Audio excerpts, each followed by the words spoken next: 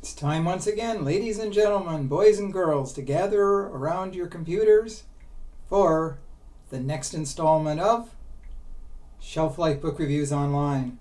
Once again, I'm bringing to your attention two very highly recommended works of fiction.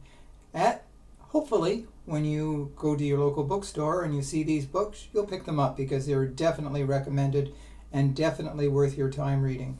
So, the first book is Iris Johansen, High Stakes. This is published by Grand Central Publishing, and it retails for $24.99. Iris Johansen is a very familiar name in the fiction world.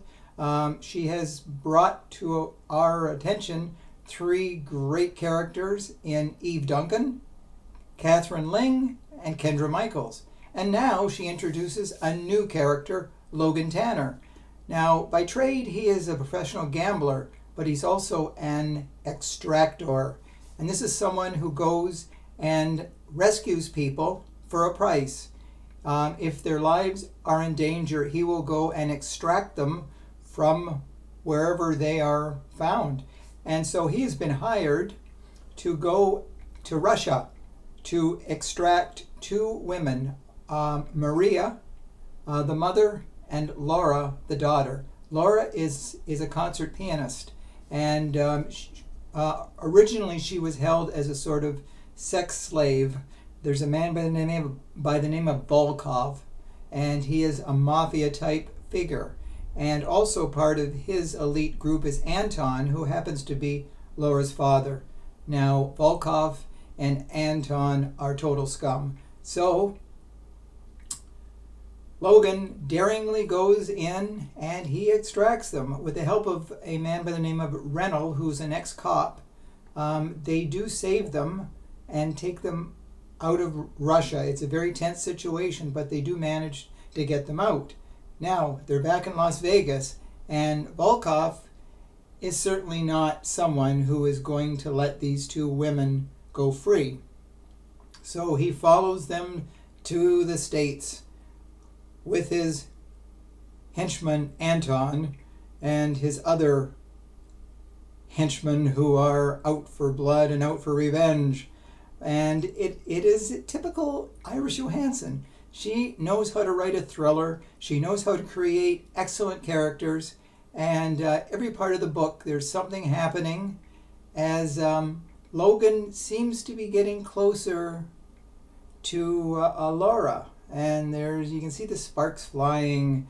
And but it's very personal as well for Logan Tanner, because a good friend of his was killed by Volkov and his group of mob henchmen. So the stakes are very high in this book, and I highly recommend that you do read High Stakes because it launches a new character, Logan Tanner, which we are bound to see again, and it is prime Iris Johansen, who can really write a thriller with the best of them. And the second book of note is Blind Tiger by Sandra Brown. This is published by Grand Central Publishing, and it retails for $35. Sandra Brown is known for her long string of romantic thrillers, and this book is definitely among her best. She admits of all the books she's written, she had the most fun researching this book, because this book goes back 100 years to 1920 to Foley, Texas, in the Prohibition era. And it's got a lot of great characters. It's 500 pages, but it is one of those books that you cannot put down. It involves a girl by the name of Laurel Palmer, and with her husband Derby and her newborn baby Pearl, they go to Derby's father-in-law's shack. It's a little shack, and the father-in-law's name is Irv. And there, for some reason, Derby, he goes outside. His wife follows him. He takes a gun, he puts it under his chin, and he kills himself for some inexplainable reason. And so Irv, the father-in-law, takes in Laurel and the baby called Pearl. So, also part of the book is a man by the name of Thatcher Hutton. He was a World War I veteran, and now he's hopped on a train because he wants to go, he wants to live the cowboy life. And he has to leave the train because there are other vagrants on the train who threaten him. So he jumps off the train, and it happens to be in Foley, Texas, a little hole-in-the-wall town.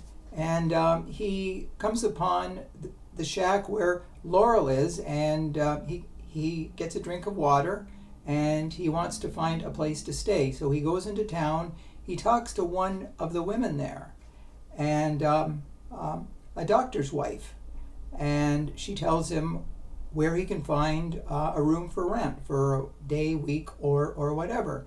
Now, as it happens, she disappears, and it is presumed that she was killed. And the first person who is thought of as the suspect is Thatcher Hutton. He's a new guy in town. He talked to her earlier in the day, so they put two and two together. And the sheriff, Bill Amos, they go to his room in the middle of the night, puts a gun under his chin, and he takes him to jail. Now the mayor says, yeah, he's got to be the guy. Lock him up, charge him. And the mayor is very corrupt. So, and as I said, this is Prohibition times, and a big business in Foley, Texas is moonshining. So even Irv and Laurel get into the moonshining business, but it's like whiskey wars, because there's other families out there, very cutthroat families, who want the whiskey trade, and they don't mind killing people, the competitors. So as the story goes, Bill Amos knows Thatcher is not guilty. So he deputizes him, and he wants him to help him with all these cases and the murders suddenly. Now the mayor's not too happy because he still thinks Thatcher is a crook, even though the mayor is the biggest crook in the town, and he's part of the moonshine business too. So in typical Sandra Brown style, she writes characters so precisely, so perfectly, that you really have to keep reading because you care about what happens to all these characters. And I would really have to rate this among Sandra Brown's best. She's had some classics books out here, but Blind Tiger is really a book that you have to read. And once you start reading it, chances are you won't be able to put it down. It's that good of a book. So those are the two books that I wanted to draw to your attention. Hopefully when you're out there, as I said, making your book choices, these two books, High Stakes and Blind Tiger, will be among your purchases. So thanks as always for watching Shelf Life Book Reviews online. Send us your comments, positive, negative, or whatever. So as I always say, stay safe, stay sane, stay social distancing, and do stay in touch. Bye for now. See you soon.